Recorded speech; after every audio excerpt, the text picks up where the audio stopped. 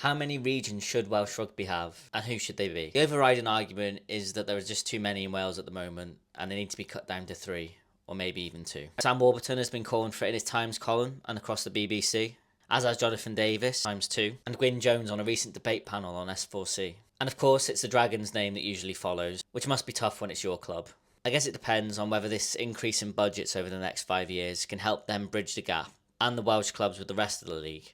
And should they all be funded the same, or should some be funded more than others, like with the Irish model, for example? In the short term, the Dragons are actually doing some decent recruitment ahead of next season, and I hope we start to see some improvements. Another topic of debate was merging regions, which usually involves the Scarlets and the Ospreys. It was minutes away from happening back in 2019, and Ospreys have also had talks of a relocation down to London, but I don't think I've seen any fans in favour of that either.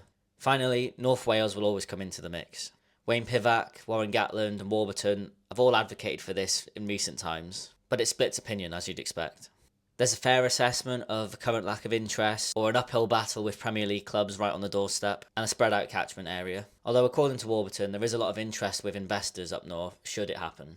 And I get it. Why wouldn't we want a thriving Welsh landscape that covers the whole of Wales? And if we're already talking about fixing a broken system, why wouldn't bridging that gap come into a 5 or 10 year rebuild plan anyway? Until we see the full plan on how and where this money comes in and makes 4 clubs playoff regulars within 5 years, the debate and divide will rumble on.